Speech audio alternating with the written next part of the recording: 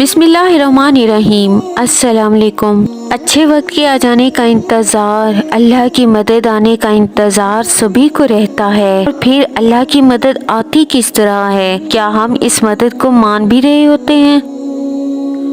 क्या हमने कभी इन निशानियों पर भी गौर किया है? और अगर हम गौर ना भी करें तो फिर हम कहाँ जाएं? उम्मीद है ये तमाम कंफ्यूजन जो कुछ भी हमारे दिमागों में आती है वो आज की इस वीडियो से बहुत हद तक क्लियर हो जाएगी इंशाल्लाह। आपको उम्मीद भी मिलेगी और आप लोग अपनी जिंदगी में खुद जायजा ले सकेंगे कि आपके लिए अल्लाह की मदद की निशानी कैसे आई। हम ये तो मानते हैं कि अल्लाह कितना रहमान है, लेकिन कभी हम इसकी गहराई में नहीं उतरते कि इसने किस कदर अपने बंदों की फिक्र की है। वो तो इतना रहमान है कि गुनहगार काफिरों तक की इतनी फिक्र कि 1,24,000 फरिश्ते भेज दिए सिर्फ इसलिए कि आ जाओ अल्लाह की तरफ, मत रुको अल्लाह से दूर। और गफलत में एक और अहम बात और में भी अल्लाह ताला निशानियों से मदद करते थे, पैगम्बरों से निशानियाँ मांगते थे और अल्लाह पाक निशानियाँ दिखाते थे।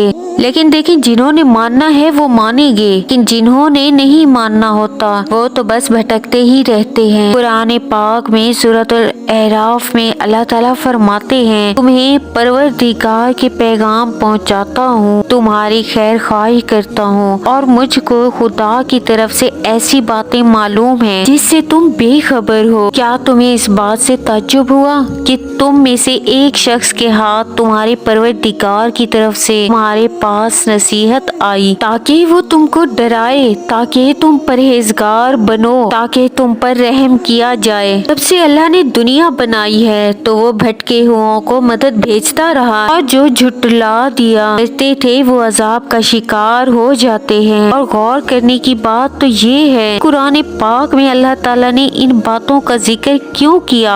तमाम पैगाम सिर्फ काफिरों के लिए तो नहीं, अगर हम गौर करें काफिरों के लिए तो नहीं है। काफिरों के अलावा भी मुसलमानों की एक तादाद शिरकिया कामों में मिलावट है। फिर एक वो जो आजमाइशों और सख्तियों की वजह से मायूस हो जाते हैं और इसके लिए भी कुरान पाक में कुफर का लफ्ज इस्तेमाल हुआ। तो आप खुद देख लें कि कौन कहाँ खड़ा है। कहने वाले तो कुछ भी कहते हैं कि ये वार्निंग तो काफिरों के लिए है, हम तो मुसलमान हैं, ये हमारे लिए नहीं है। जब अल्लाह बार बार आपको पैगाम पहुँचा रहा है तो आपको निकालना चाह रहा है इस मुश्किल से, फिर आप में से जो निशानियों के इंतजार में होते हैं और अल्लाह से मांगते हैं और अल्लाह इन्हें दिखाता है तो वहाँ इन्हें सब्र सिखाता है। लेकिन कुछ लोग शैतान के हमलों को समझ ही नहीं पाते और निशानियों को महज एक इत्तेफाक समझ लेते हैं और खुद की इमेजिनेशन समझकर फिर से डिप्रेशन में चले जाते हैं। सूरज निकलने में भी वक्त मुकर्रर है, मौसमों के तब्दील होने में भी वक्त मुकर्रर है, हर शय में ही एक खास वक्त मुकर्रर है। तो आपकी दुआ को पूरा होने में भी वक्त मुकर्रर है। अल्लाह जब आपकी जिंदगी में खुशियाँ लाना चाहता है ना तो कैसे इशारे मिलेंगे? तो सबसे पहले सबसे बड़ी मदद कि वो आपको बदलना शुरू कर देता है। बहुत से लोगों को देखा है जिसमें ये सब था कि वो गुनाहों में मुब्तला थे, फिर अल्लाह ने इन्हें किसी न किसी तरीके से